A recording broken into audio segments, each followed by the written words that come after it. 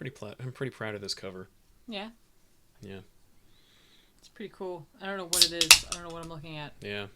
I'm disappointed. This is a great cover, but it has Pit in the cover, and Pit is not in Darker Image.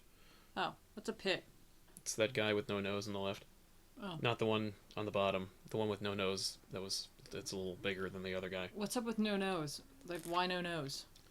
It's an excellent question. The one on the left there who's giving the bird is the Maxx. That I know. He has a nose. It's just that he doesn't look like he has one because it's the mask. Oh, I can see it, kind of. No, you're seeing the crinkle like of his whatever this area is that between. Would be where the nose would be. Yeah, it's not though. Huh. Like there's no nose. There's usually a bump though, but Oh. when he's head on, they usually just ignore it. Right. But he is flipping everybody off. Yes. Although they skirted that issue. I don't know how. But the guy above him is Pit. He outright has no nose. He's How does he breathe? through his mouth, which is of course Agape all the time. yeah, immeasurable. But yeah. There's a lot going on. A lot going on in all these images. And of course they're all drawn by their respective creators. Are they really? Yeah, the one on the right there is They all look really similar. Are you sure they're all drawn by their respective I promise creators? you, the one on the right is drawn by Liefeld, the one on the left is drawn by Keith, the one on the top is drawn by Jim Lee, and you can see like Batman's face in Jim Lee's drawing there. And on the left, I don't remember who created Pit. That's how much life Pit had. Oh. I liked the concept of Pit. I thought Pit would be a great like dark Pixar movie. All right, let's start the show. Okay. Hello, everybody, and welcome to the Elseworlds Exchange. I am Sal. And I'm Tiffany. Today I thought we'd talk a little bit about Darker Image. I've been meaning to do like a special video for this, but I've never really been able to articulate how I want to make that, so I thought, fuck it, let's just do an Elseworlds Exchange about it. Okay. What is it? Darker Image is a one-issue book that was published by Image Comics from 1993. It featured a catalog of characters that were coming into the next generation of Image Comics. Okay. You know, the first one was like Wildcats and Spawn and stuff and Savage Dragon. This is like Generation 2 Image. You know? Like, alright, we blew your fucking minds a year ago with all these other characters. Well, here's some new characters. This was meant to be a 4-issue miniseries that wound up becoming one. How come? Because they didn't want to make any more. Does it tell a complete story? No. Oh. It's the first 3 pages of the first issue for their respective comics. It's literally just like a preview issue of other people's comics. It was originally going to be like an in-universe, like, mini-series that exposed you to the greater Image universe. Okay. And it wound up just being a brochure for new Image Comics. Well, So, then why would... okay. Darker Image. Also, it promises that the world of Image is going to get even darker. Did it? No. The first issue, by the way, great, sweet advertisements in here, all for Image Comics. This one promises a Jay Lee drawn issue of Wildcats, which arguably is pretty awesome. I remember when Jay Lee drew a whole bunch the Batman Superman book for the New 52, and people were like, Jay Lee's amazing! And I'm like, yeah, he's been amazing for 20 years. I love Jay Lee's art. Where did Zealot's hair go? She pulled it back. Just real tight. I don't know if you remember, but in 1993, girls wore their ponytails as tight as men's jeans were. That's why her eyebrows are up like that. Her hair she's like pulling her back. Oh, okay. That makes sense. Yeah. Or maybe... Yeah, no. So they originally marketed this as a, like, cool crossover event. Yeah, kind of. Where, like, then at the end of it, you could go and pick up each respective book. Yes. And then they were just like, no. Nah. Yeah. Now, is it the no because of the fact that, like, the creators don't want to work with each other? No, it was just that they... No, the funny thing is, Image was chronically late. Oh, really? Yes. Like, it was amazing, actually, how late most of their books were. Right. Like, books would come out for random series every 3 months, every 6 months. It was just because it was a Wild West show. Right, because they had no editorial. No, it was just these artists who all just loved hanging out and drawing. And then all of a sudden they were given the keys to the kingdom, and they're like, "Oh crap! I got to put these books out." but I gotta draw all this by myself, and I gotta write it myself, and I gotta edit it myself, and I gotta publish it myself. It's a real pain in my ass. And Wizard was great for facilitating their laziness, because Wizard would gladly publish full-page ads for Image saying things like, Youngblood is coming in another 3 months. Or, like, hold on to your hats. It's gonna be epic in another few months. Oh. I remember distinctly in the 1993 issue, one of the 93 issues of Wizard, there is an ad for Spawn. Like issue 8 or whatever. No, 16, something like that. Early Spawn, where they're like, Grant Morrison is taking over for Spawn, and Greg Capullo is going to draw it. Because right now, Todd McFarlane has to leave to work on Batman Spawn. Which is hilarious, because the Greg Capullo, Grant Morrison team-up was a 3-issue stint, so that McFarlane could not even write, draw a single issue of Spawn Batman. Wow. And Wizard released a full-page ad promising that it was going to be awesome. I read all of Spawn. I do not remember if Grant Morrison's Spawn was in any way interesting. I remember. You think it would be? I actually kind of want to go back and read them so that I can be more familiar with Grant Morrison. This is like very, very on the right after a Serious House and Serious Earth, like Arkham Asylum Grant Morrison. So he's definitely like on the drugs, and he's definitely like experimenting with the format. But I remember like Neil Gaiman's Spawn, I remember Alan Moore's Spawn, I remember Frank Miller's Spawn way more distinctly than I remember Grant Morrison's. I feel like all of those people wrote Spawn. Yeah. That's crazy. Like in a row. Also Dave Sim wrote a Spawn. I don't know who that is. No one does. No, okay. Dave Sim created Cerberus. It was one of the most long-running single issues. I've heard of that. Yeah. I think I've seen. It was weird. Okay. That's fair. So, okay. I read Image now. Yeah. But Image back in the day, was it all its own, like, shared universe? Yeah. They started out, originally they were like, well, we gotta do what they did. So, they created all their characters, and then they put them all into one universe, and then they were like, you all live here. And it's referenced here, actually. In the third story, they reference Youngblood. Even in the first issue, or in the first story, starring the Maxx. Right. Julie Winters uncharacteristically references Youngblood, the team, as though they were like the X-Men or the Avengers. Okay. And it's kind of shoehorned, and you're kind of like, what? But it works because who cares? Okay. In the third story they reference the Savage Dragon. They reference each other. Occasionally they would cross over with each other. Some of them would make big mistakes, like McFarlane had Rob Liefeld's character Chapel be the guy who killed Spawn 5 years before he arrived on the scene as Spawn. And then when McFarlane and Liefeld got into creative differences and then personally hated each other, and then Liefeld was ejected from the company, Spawn creator Todd McFarlane still had to pay Liefeld every time they referenced or showed Chapel.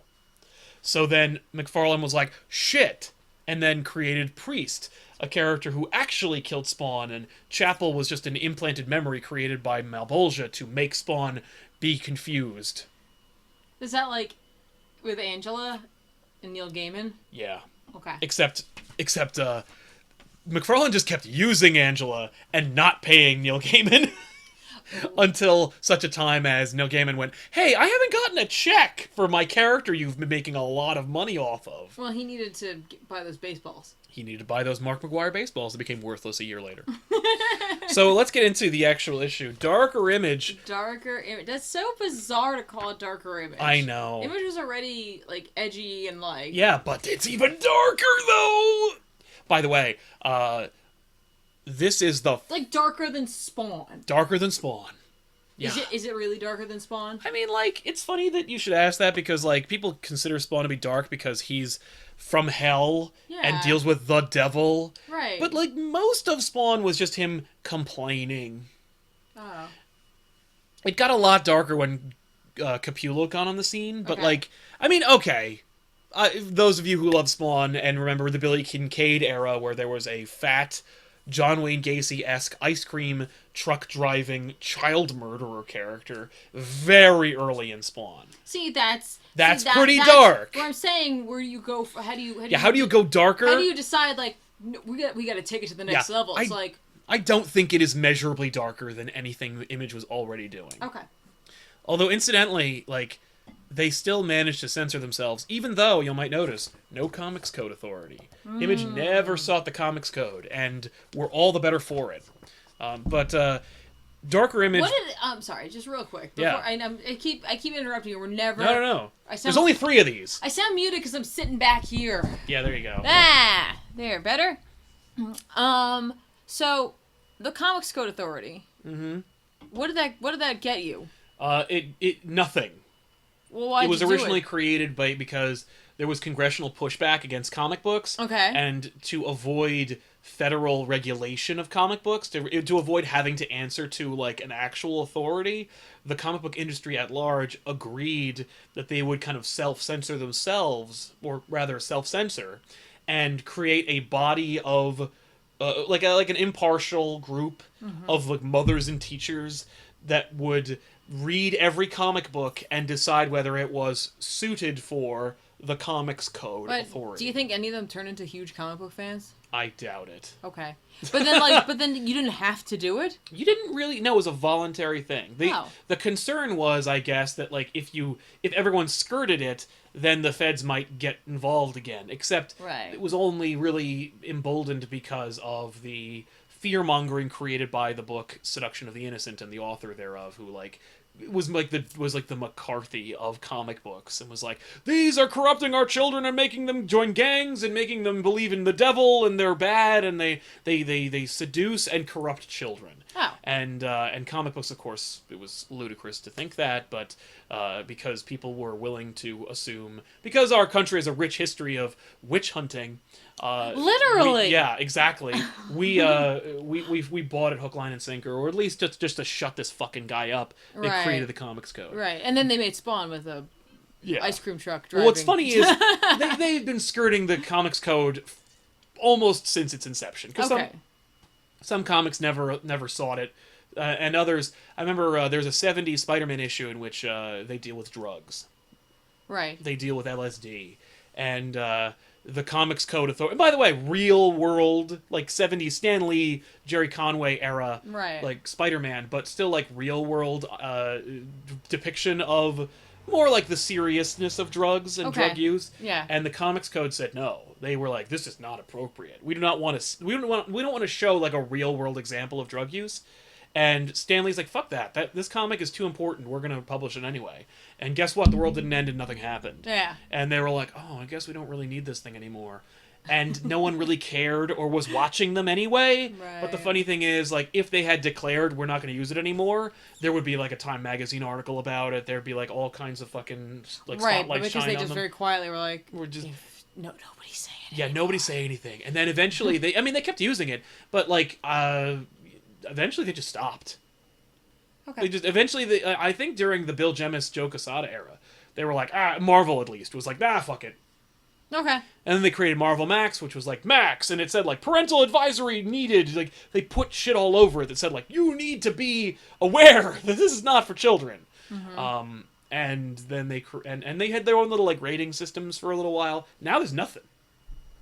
Oh. Now there's just nothing unless it like has harsh language or graphic sex depicted. Sometimes they rate them though. Yeah, but like I haven't seen a rating on a comic book in a long time. I have. Where? Some of the indie books I read. There you go. But like Marvel and DC don't. Oh, well. Well? By the way, somebody in the chat earlier, before we started the show, asked, they were like, speaking of Image, what else besides The Walking Dead could I possibly read? Anything? No, Image puts out a ridiculous number of titles, and not in a bad way. I mean, like, in a way where they're like, here is a bunch of things that people might like through all different genres. Saga is something everyone knows that I like and tout. It's another very long-running series. it's a space opera, but it's also unafraid of using strong language, unafraid of. That's not rated, is it? I don't know. I don't remember there think so. being. I don't remember them mucking up the cover with bullshit. No, as long as they put it ratings. on the back. Oh, yeah. They'll put it like on the back. It's unafraid to show you graphic imagery. Imagery that some would consider very sexual. But at the core of it, it's about families and growing up. Yeah.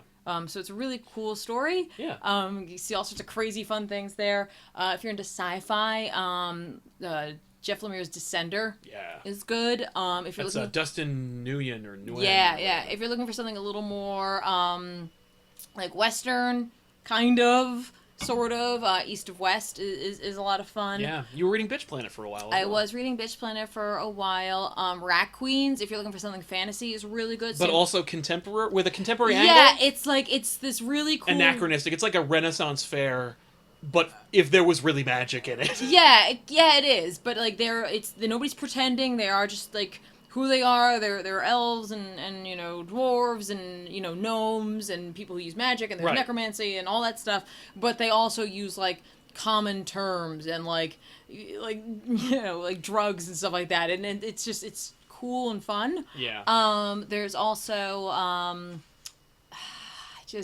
I just had one, and I literally just... Was it Paper Girls? Oh, no, but that's duh. Paper Girls also is another good one. It's another Brian K. Vaughan one, which is what Saga is, but this one's more sci-fi mixed with, like, an 80s, like, coming-of-age flick. Yeah. It's like Super 8 plus E.T. plus, like, sci-fi. Plus, like, what the hell's happening in it, because it's crazy.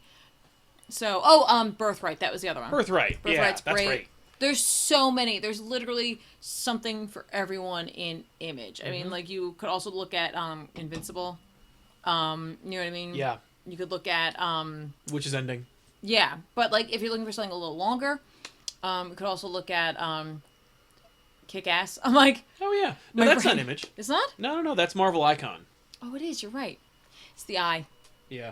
But, yeah, look at that anyway. Yeah. But, like, over an Image, like, literally just... Go either to Comixology or to your local comic book store and just look in that section. Yeah. Trust me, you will just find... pick something up and be like, does this look cool? And just pick up the first issue and then see if it's something... Some of the runs are short runs. Like, they're like, here's a small story and that'll be it. But some of it is, like, it'll be a long-term story, so... Yeah. So, all right, let's jump into Darker Image. Yeah, let's actually do this. I'm going to skip the first story because that one is the one I know the best, and it's my favorite out of the three, although... So don't make fun of that one. You can make fun of it, it's fine. No, I will. Okay. But there's three stories. The first one is by Sam Keith. It's the first appearance of the Maxx. Oh, okay. This is the first time the Maxx appeared in print. It was in Darker Image. Okay. Which is why it jumped on my radar. Because I was into the Maxx, and then I remember Wizard being like, the Maxx's first appearance is actually in this like weird anthology book. And I'm like, picked up. You're like, oh, really? Yeah, well, we'll I see have about to go that. get that. The next one, which we'll cover now, is by Rob Liefeld, and it's called Bloodwulf, with a U. W-U-L-F. Not B-L-U-D-W. No, it should be, but that would be weird. Bloodwulf. So Bloodwulf is about a douchebag. It's a Lobo ripoff character who rides a gun through outer space. His motorcycle's also a gun. I see that. And he takes a job. I think the idea was, okay, so he's going to a moon called Praxon 9, and what he wants... the Emperor promised his 9 moons to his children, and then they all fought with each other, and there's 1 moon left, and they're all, like... And there's an issue there, and who gives a fuck? It doesn't matter. The point is, we see Bloodwulf infiltrate this base and then kill everyone in it, because he's super badass and cool. And that's literally the book. And you get to see all the staples of the 90s all within a 4-page story, which is rippling biceps, numerous erroneous pouches, the word blood used excessively. He has 8 belts on one leg. 8 belts! That means if he has it on the other leg, he has 16 belts. That's not counting the 4 on both arms. He's wearing 20 belts. Yeah.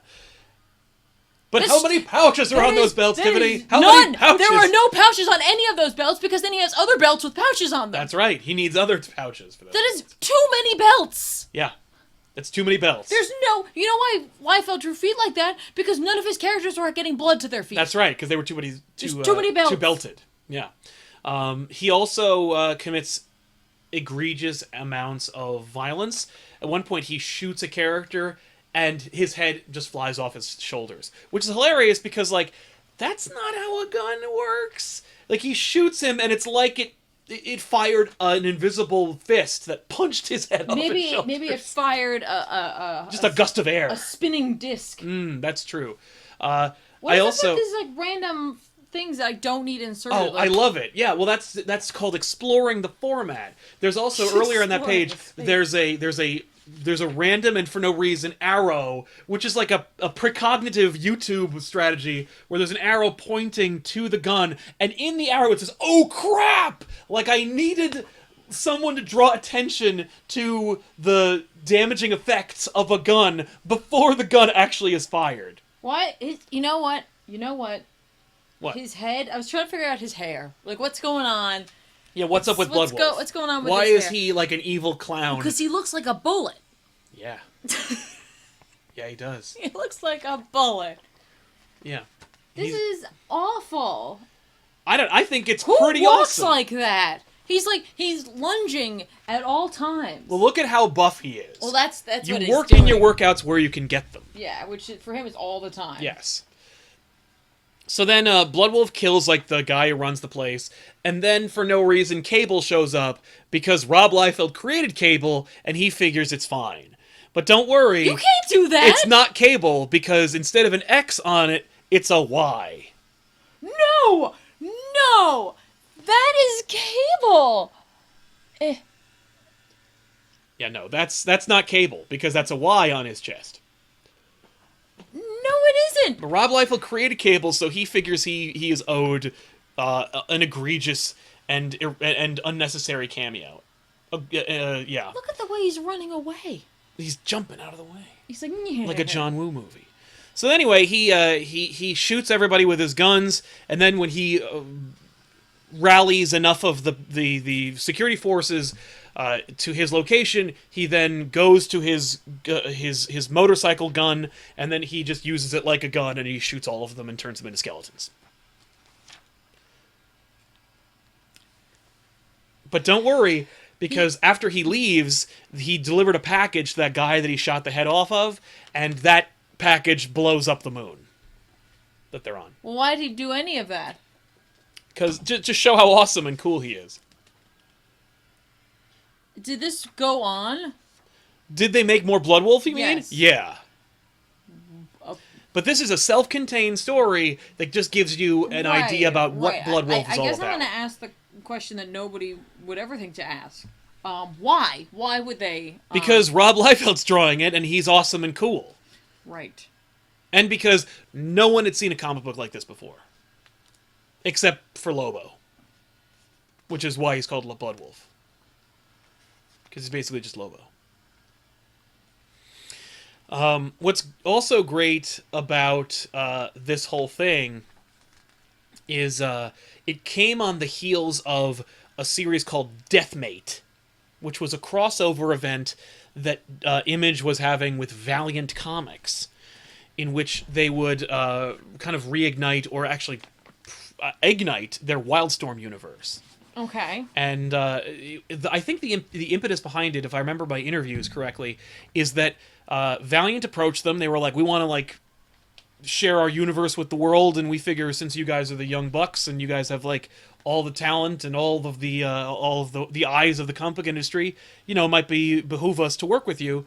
And Image said, you guys have a lot of cool characters we'd like to draw. Is that Lobo? Yeah, that's Lobo right there. Little cameos. What? Yeah. So, Bloodwulf. But anyway, that the Deathmate crossover event that's happening is an excuse for Image staffers to draw Valiant characters, which is why immediately following Bloodwulf, you'll see an ad for Young Blood crossing over with Bloodshot. They didn't call it Young Bloodshot? No, because they wanted you to know that those two groups. But it does have the ingenious tagline of "This blood's for you." Yeah, it's really too bad you can't read it. Yeah, because it's black with no outline. Yeah. That And red against Yeah. It's just a mess. But it does look really cool. Does it? No. No, it is not. But you get to see Bloodshot cross over with Youngblood, which is kind of neat. Who's drawing? Oh, Rob Liefeld. Those are his characters. So then, the third story in this anthology is Deathblow, which is a movie in the Seinfeld universe.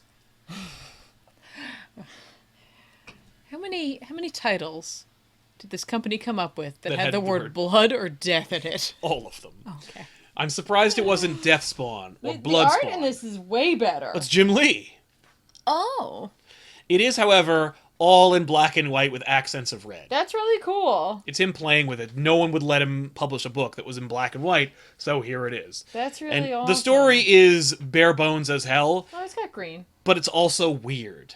Deathblow is like an expert assassin, and like he works for the government, and he has an inoperable brain tumor, and he's on the run from the government, and so the government hires a team of other Deathblowers to kill Deathblow. Didn't say that. But then, as it turns out, they actually were just tricking Deathblow into thinking that they wanted to kill him, because Deathblow is doing all the stuff that they want, but kind of off the books now. So like it's all stupid and intricate for no reason. It's Jim Lee's understanding of what an awesome, cool, like post-Vietnam action story is all about. So you go from like cartoon super violent antics to like a self-important political spy action thriller.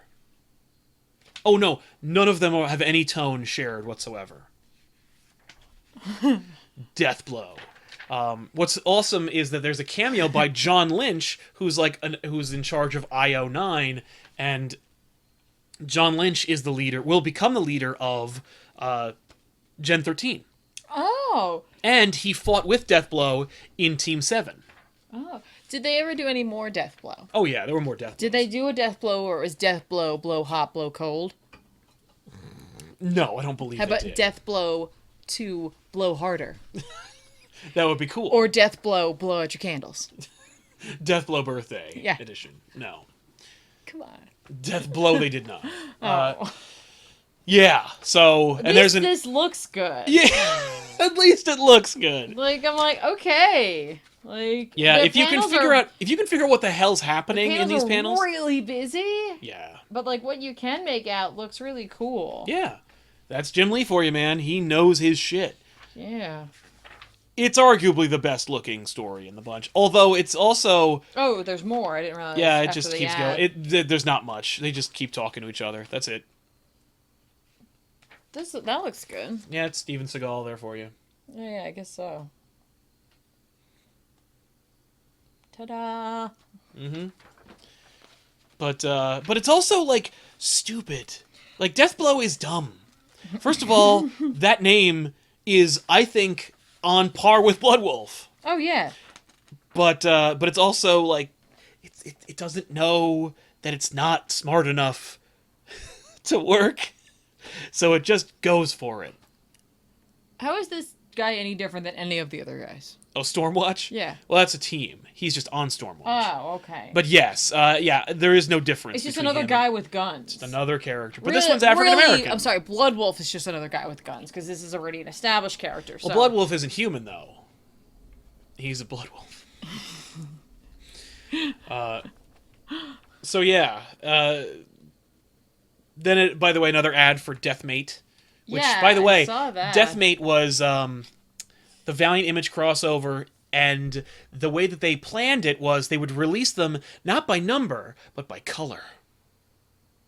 So you could pick up Deathmate Black and Deathmate White. How do you know what order they go Well, in? that's the thing. It doesn't matter.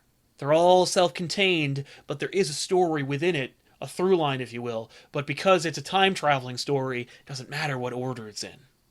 No, it does. No, it doesn't, though. No, it does. Well, here it is.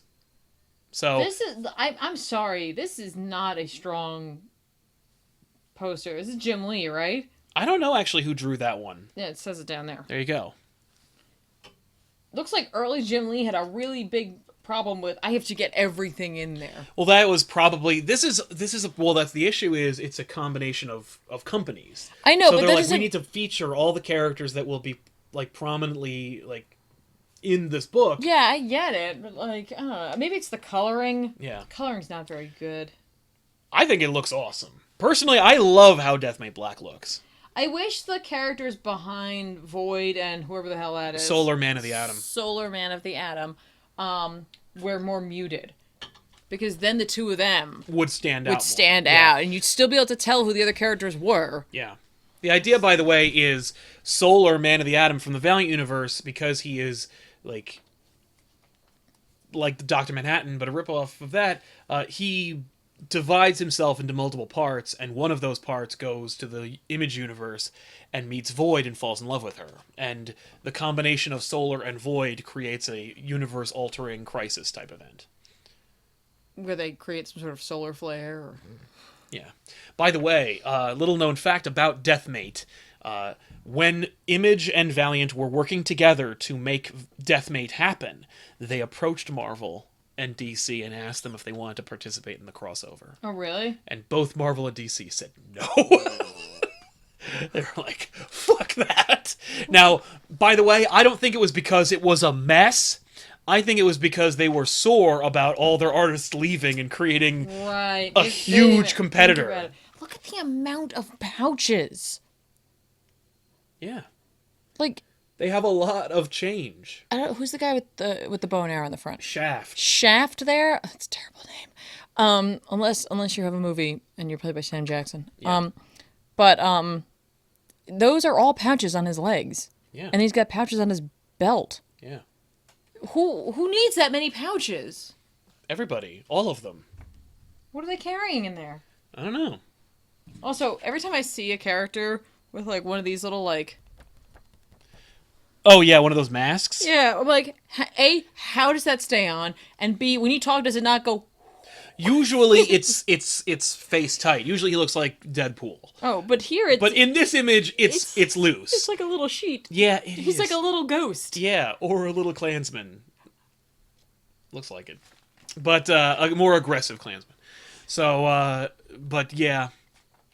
So then we come to the Maxx, which... By the way, if you don't feel like reading this story, don't worry. It's a scene in the Maxx cartoon show on MTV. It's the Maxx. It's the Maxx. There we go. And this story makes no attempt to contextualize what the hell is happening, but it does get a couple of things wrong. Oh. Maxx in the opening of Darker Image. Okay, so Maxx is this homeless guy who finds a mask in an alley after Julie Winters hits him with her car, and then she covers him in garbage, and because her mind is fractured and she has the ability to create worlds within her own psyche, he winds up getting pulled into her world, and the garbage that she uses to cover up the homeless man become elements from the outback that she created with her mind, and he becomes inadvertently her spirit animal, the Maxx. And so Maxx is wearing like what he thinks is like a superhero outfit because he sees superheroes around, but in fact is just like the clothing of the protector of the Jungle Queen within the expanse of her fictional mind. So, but she's not a good person. No, well, Julie... Okay, so Julie is a good person. But she hit a person. Well, she hit a homeless person and then tried to hide them in garbage. Yes, because he mirrored a traumatic moment that happened in her childhood. Right, but she still then tried to cover him, and like he was garbage. Yes. Oh yeah, no, but she had been paying for that mistake ever since then. And in fact, when he returns, like when he appears, she doesn't know that he's the homeless guy that she hit with her car, but she winds up like protecting him and taking care of him in the real world because he's kind of a loser. And so she winds up kind of atoning for her Wait, her so he action. exists in the real world too? Yeah, Maxx is just a guy. Yeah, But the Maxx persona is an element from her Outback. does he know? Not Does the really. real world guy know that he's the Maxx in her? Yeah, well, because he keeps getting pulled into her world. This is kind of confusing. Yeah, let me start over. Okay. Maxx is a homeless guy who hangs out with this social worker named Julie Winters, Okay. and the way he remembers it, he found a mask in an alley and he put it on, and the mask wouldn't come off, and he became since then the Maxx. Right. And when the Maxx has really serious headaches, he will drift into unconsciousness, and when he's unconscious, he is in this Dr. Seussian Australia Okay. that is full of like savage creatures that attack him. And his friend Julie Winters becomes a kind of sexy jungle queen named the Leopard Queen, and he is and he feels this unconscious need to protect her and take care of her while he is in Australia, which is what he calls it. By the way, it's just called the Outback, but he calls it Australia. Yeah. So when he's in the Outback, by the way. He has the same outfit, the purple suit with the big teeth. But when he's in Australia, he has really long hair and feathers. He has like a headdress on, more or less. So he's wearing this stuff in the real world? Yeah, Why? because the mask won't come off. But I thought that wasn't real. Well, it becomes real when Julie interacts with it. When she originally covered him in garbage, it became a mask from the Outback and was pulled into this real world. Uh-huh. It's playing with the idea of like what is reality. Right. Like Julie Winters is this girl who went through a lot of trauma when she was a kid. And she also when has she was superpowers. No. No, she has no superpowers. Julie is a girl who was attacked when she was a grad student. Uh-huh. And afterwards she created a like fantasy world for herself where she would be powerful, that she would retreat to in her own mind when she felt powerless. Okay. But as it turns out, she created like it's a real place that she created. She tapped into a real place. Yes. She didn't. Well, is it real or not? Like the fact is it is real because Maxx can go there, and her father's friend, who became a serial rapist and murderer and the antagonist of the book, Mr. Gone, can also go there and travel between dimensions. And in fact, he's a student of the mystic arts, and he winds up discovering this place well before Julie thinks that she invented it. And but he also is aware that she has this ability to create these worlds. And since she can. Yeah, well, she does have I think the idea is that everyone has an Outback. Like, all people have, like, a spirit animal that protects them. Or you too can get the bloomin' onion. The Outback is just a savage world that you control. That is where you are in control and you have powers. All right. So, but Maxx, because he was an unwitting participant in this experience, he is not sure what's happening. Okay. He feels connected to the Outback, and he believes himself to be like a character within it. So like he knows the names of all the beasts in the world of the Outback, but when he wakes up and he's back in the real world, it seems like a dream to him. But he's still the Maxx, so he's like, I guess I'm a superhero or something. Okay. And he feels, drawn to Julie, so he like doesn't leave her alone. And because he's more or less just a homeless guy in a purple suit, she, being a social worker, feels beholden to him and protects him. And, like, lets him crash at her place.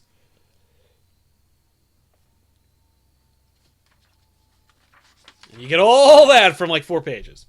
That's really... right. Yeah.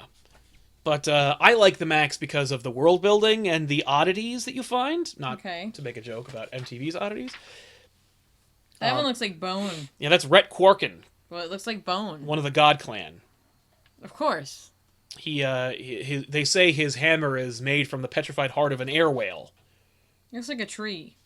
Yeah, well, it's like it's just green. Okay. Anyway, so yeah, that's the Maxx. It's complicated, and like That's what it should say underneath it. yeah, his relationship status is complicated. But what's interesting is the Maxx is also like stupid and it's self-important, and like you think it's kind of deep until you think about it for a minute, and then it's like, oh, it's just Sam Keith had like a passing knowledge of psychology and like a little bit of a glimmer of an idea, and then just ran with it, Right. which is like the mantra for early Image Comics. Like, I think I have an idea. Well, then you should just go all in on that idea, Right. and then they do. So really, that one certainly is darker. The Maxx is. This story is not. No, It's just but like the Maxx itself. the Maxx itself gets really dark, but not really. Like with that there- villain you mentioned, yes, I'd say. but like we never see Mr. Gon commit any like acts of rape except in the first issue, and like they keep calling him a serial rapist, but like we don't really get much evidence to that effect. I don't want to see much evidence to that. But fact. also like later on they'll explore the idea that like the real world that we live in is actually the fantasy world. So Mr. Gon's like, yeah, it doesn't matter that I rape all these people because like they're not even human. What? Yeah. It's really weird. Yeah. And what's frustrating is like the first 10 issues or so look great, and then Sam Keith's like, okay, now that I've got you, I'm gonna get all interpretive on you. And then he just goes for it. And plays with proportions and perspective, and it just becomes a mess. For me anyway. Okay. Some people love like his interpretive style. I hate it. But I love early Sam Keith. Like early Maxx Sam Keith. Like this stuff is awesome. Yeah. And then later it'll get even more awesome. But then it just goes. It's like Penny Arcade. Like it Okay. starts out and it's like really, really simplistic and kind of like rudimentary, and then like he gets his stride and he starts playing with it and it becomes really cool, and then Gabe's like, I'm gonna fucking yeah, and then everyone just looks like weird stick figures with like skin diseases, and then he's like, oh, but like if you want to pay for it, then he starts like refining that style. Because everyone's just like, it looks like a bad Tiny Toon Adventures cartoon where everyone's just like, rah, like my face is over here but my eyes are over here, like it's just a mess. But yeah, the Maxx. I love the Maxx. I have a soft spot for it. And what's funny is the show takes the first like 16 issues and just makes it like a self-contained story. So. And it ends the story, and it makes sense. I gotta tell you, out of all of these, Bloodwulf doesn't fit in between. No, Bloodwulf is a spacefaring like douchebag. Doesn't fit in between the other two even remotely. Nope. It's the one I have the most questions about. Is Bloodwulf? Yeah. Yeah.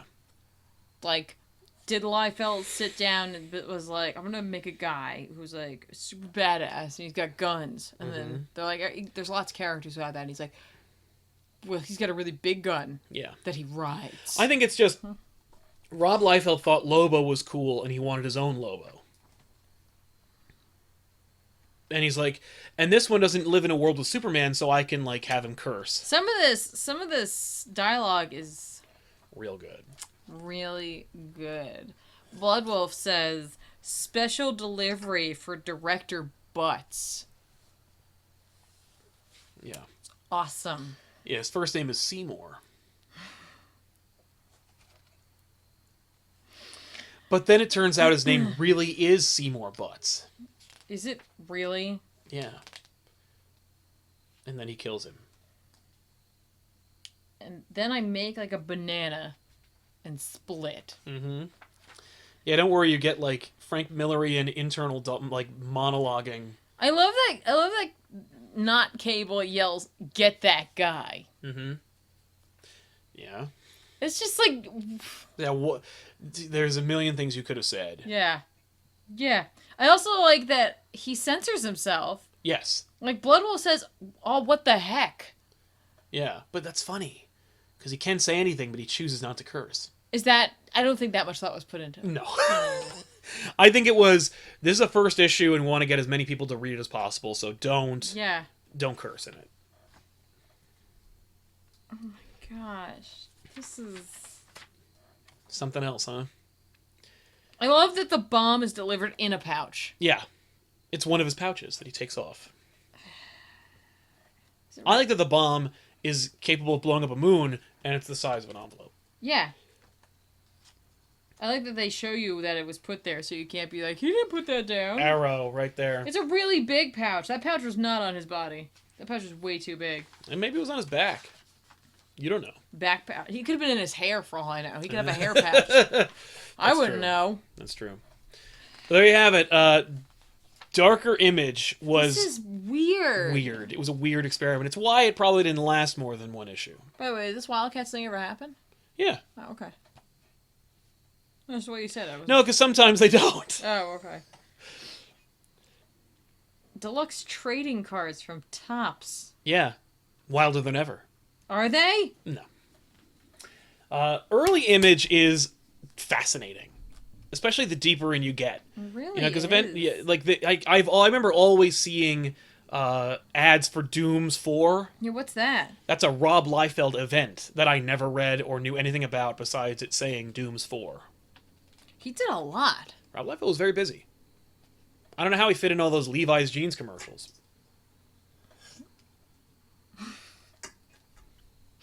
Oh, yeah? Yeah.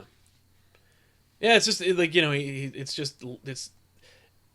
it's like a camera crew at Liefeld Studio, and they're like, hey man, like, tell us about drawing cool shit. And then he does, and it's in the 90s, so, occasionally, it'll cut to, a shaky cam where it's, of his jeans. Oh, yeah? Mm-hmm. How and come it's, black and Malibu white. Comics has a thing in here? Yeah, Malibu Comics helped, publish the book. Why? I don't know, actually. Maybe there's a character in there who's involved. Maybe Malibu helped with the printing or the lettering. It's really weird looking. Oh, Jay Lee's grifter His trench coat? Yeah. Why is it so wrinkly? What is it made out of that it's that wrinkly? No, he wants to put detail in it. It's all detail oriented. It's made out of some sort of gossamer fabric. Before we go, I want to talk about the cover as well. This is all drawn by Sam Keith. Oh, Sam Keith drew all 3 characters, and I love that Deathblow's face is shrouded in shadow because the whole goddamn story is covered in shadow. Yeah. And he probably didn't know what the fuck Deathblow even looked like. It's like, what is it? I also love that Maxx is front and center and prominent, and it's the best looking drawing of the bunch. Right, there's also a butt. Yeah, what's interesting is that Julie Winters is a really interesting character who, doesn't... She is a rape victim. She's a social worker. Mm-hmm. She is, very pro-feminist, but she's also, anti-feminist. And she, she has a real, chip on her shoulder about, women and how they dress. Mm-hmm. And she chooses to dress, really provocatively. And yet she also, has a real problem with people who say, if you wear clothes like that, maybe you're asking for it. She has a really... She's really, an enigmatic when it comes to, her interpretation of feminism and what that means.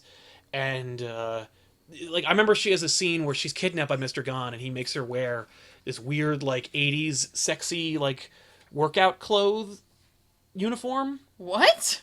Yeah, and he ties her up and makes her wear this, and she says you're you have a huge problem with women, and he's like, listen, I'm not the one who wears underwear outside her clothes, because she has this weird bell-bottom jean outfit where she cuts out the jeans. And she says, this has nothing to do with the clothes I wear. You broke into my house and you kidnapped me. That's what I wear has nothing to do with your actions and what you choose to do about women. And it's that's cool. It's interesting, but I've never seen her more objectified than on the cover of this issue, where you've never seen Julie Winters before, so the first thing we see is her ass. Yep. I also however, that while they drew... Keith chose to draw Julie Winters, she's attractive, mm-hmm. but she also has... she's oddly proportioned. Okay. You know what I mean? Yeah. She has a really big butt. She has tummy rolls. Not necessarily in this issue, but in the official issue. Okay. She has a little more meat on her bones. Okay. That's than 90s comics were willing to portray leading women at the time, I should say. You mean... she ain't Faith, but she also ain't Voodoo. Voodoo. That's not Voodoo, is it? That is Voodoo. That's Voodoo. I was thinking Yeah, of... that is Voodoo. I was thinking of Zealot. I'm sorry. Yeah, no, that's Voodoo. But yeah, she ain't Voodoo. Or any member of Wildcats, for that matter. But yeah, Julie's cool. I think. I think. I really have to, like, look at the Maxx again and kind of, like, scrutinize it a little better. Like, Okay. with a modern sensibility and see if it was actually cutting edge. Yeah, like, I remember Sam Keith being really trepidatious when IDW, I think is IDW, one of the independent publishers wanted to reprint the Maxx and recolor it. yeah. And they're doing that now. And I remember him being like, "Why?" And I wondered if it was like because he was like no one cares about the Maxx anymore, or it was more like let's not shine a big bright light on my work from 25 years ago, please. Oh, interesting. Like, I don't know if he's like that or not, but I'd love to meet him. I've never seen him at a single convention. And I've never heard of him being at a convention. Maybe he doesn't go. He was at Rhode Island Con this year. Oh, why didn't you go to that? Because I didn't want to drive to Rhode Island. Oh. Actually, no, he was at Boston Con. And I was like, damn it, I want to do Boston Con. Yeah, people have wanted me to do a Maxx back issues, because I could do the Maxx on back issues, but, like, I think 12 people would watch it. Right. By the way, someone said that they thought I liked cheesecake. I do like cheesecake, but, like, it's weird when it's a character like this. Yes. That's the problem here. Also, it's weird. Is what this character stands for. Yeah. You know what I mean? Mm-hmm. Like, yeah, that's not really cheesecake either. No. No, like, she's reacting to the world that, like, created her. Yeah. I don't know if she's doing that or not. No, but this is I don't know what this is. Yeah. I also like that there's this weird glow around Maxx. But only on part of him. Yeah. Like, only... To accentuate this one area. Yeah, like, only in the top part. But for some reason, by the way, what informed my artistic sensibilities, I like you never see it, but with Maxx, where his claws in profile, there's this real sharp line work.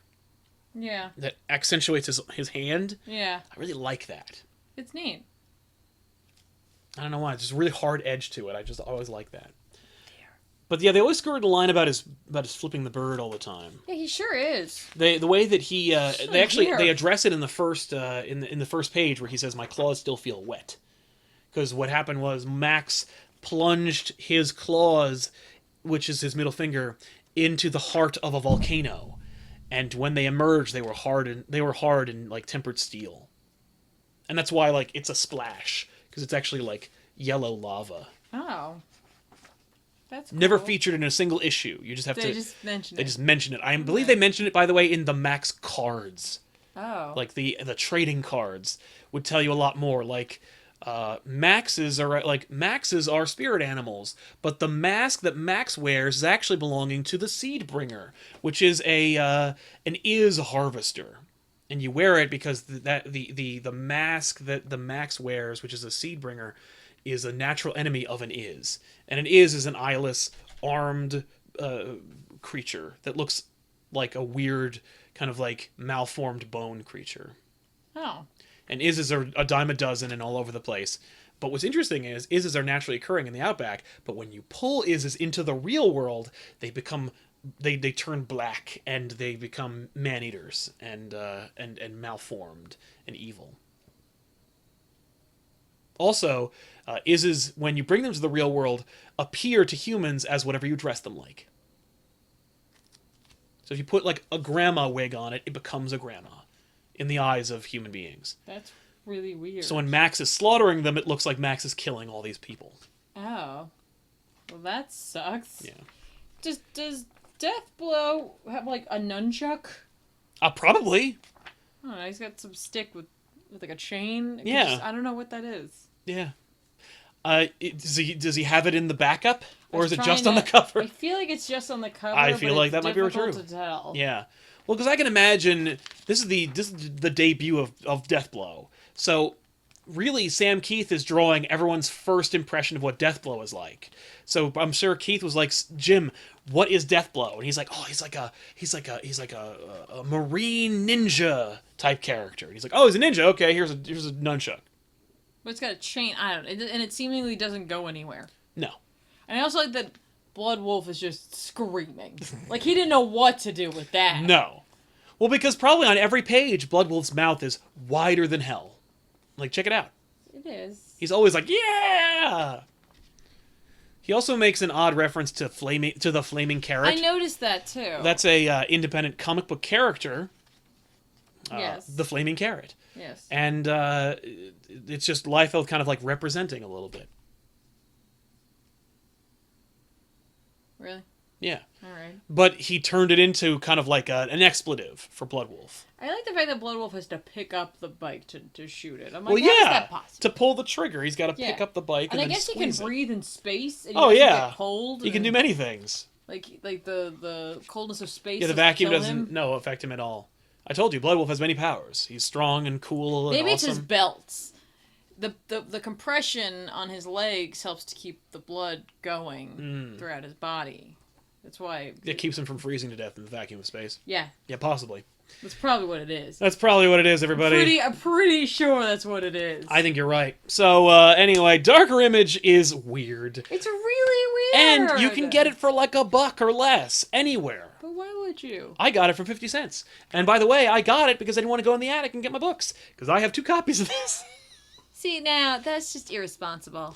I was a Maxx collector. I needed an issue. And I needed the gold version as well. There's a variant cover where in Darker Image, instead of it being red, it's gold. And you have that? That's rare, yeah.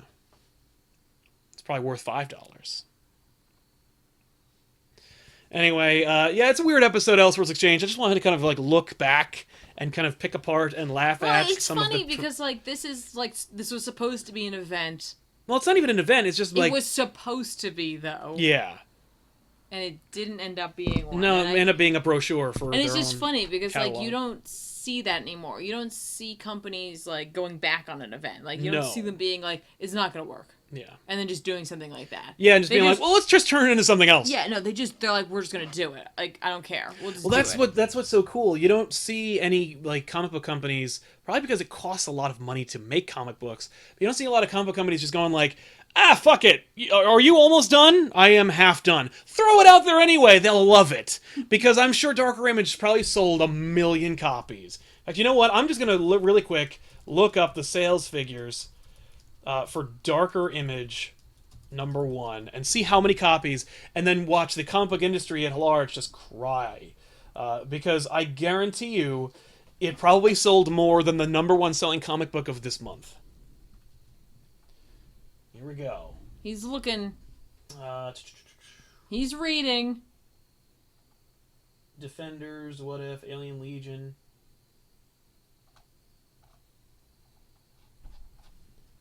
No, there's no way to tell. This, whatever you're looking at, is too many pages. Yeah. Oh my god, wow. Yeah, whoops. Let me see if I can control That doesn't this. help you at all. No. Here we go. Yeah, Malibu helped print it, apparently. That's cool. Doesn't tell me anything. Ah, well. Oh well, I've already lost interest. Ah, well, who cares?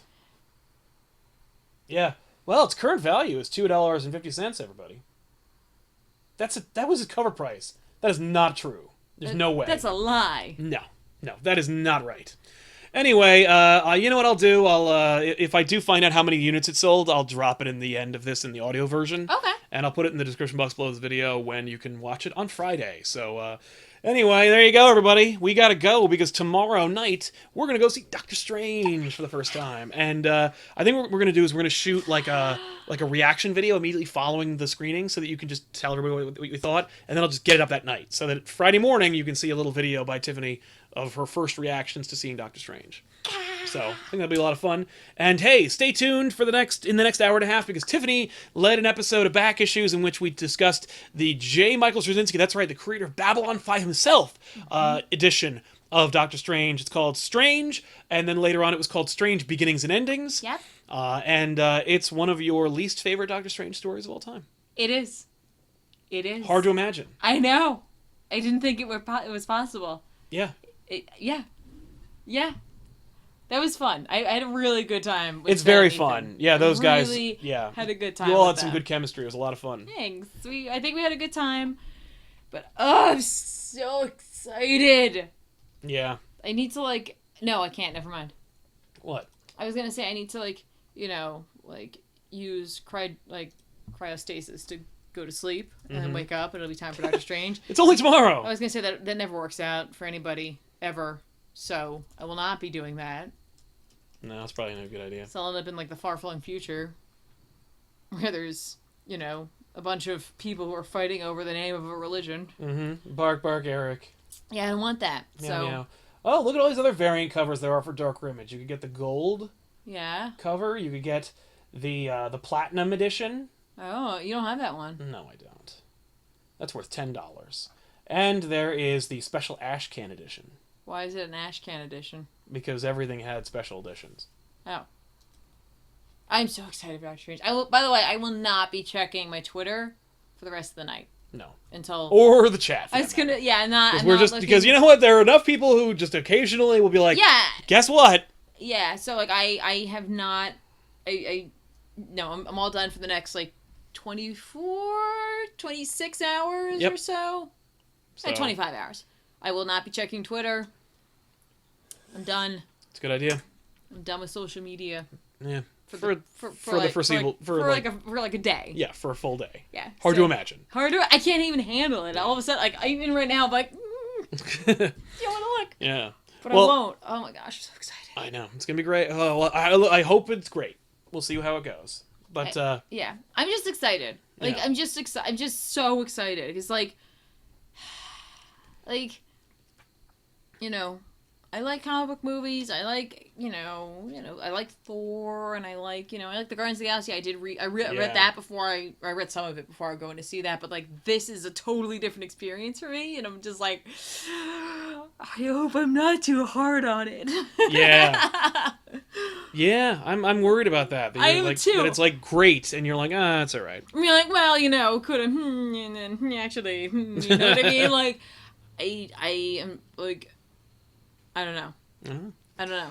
Well, I don't know. We gotta end the show. So thanks a lot for watching, everybody. And we'll see you guys next week with another episode of the Elseworlds Exchange. Yeah, and the next time you see me, I will have seen. That's right. Doctor Strange. Actually, the next time you see her, she'll be talking about Doctor Strange in tonight's back issues. So. Oh yeah, that's true. And then I'll be talking about Doctor Strange on a reaction video, and then I'll be doing a special new show. And if you guys like it, we'll see it. Well, yeah, if that too. I was going to say I'm going to be doing Unwind with me on Twitch. Yes. And we could probably talk about Doctor Strange. That's right. If you guys like Twitch, Tiffany runs the ComicPOP Twitch channel. Yeah. And right now we have one regularly scheduled weekly show. It's called Unwind with Overwatch. Well, it's Unwind with whatever. And if we're talking about Doctor Strange, I might play something else. Yeah, that's probably a good idea. Because I focus a little. I realize every once in a while, I will just stop talking. Yeah. So I might do. I don't know what I'll do, but I thought we could talk more about it. But if you do want to check those out, you should go to twitch.tv/ComicPOPTV, and we'll see you there. Yeah. On Friday. But, it'll be Friday after I'm done with my day job. Yeah, that's right. Yeah. This is my day job, so I'll just be here. Good for you. Thanks. All right. See you guys next time. Bye, guys. Bye.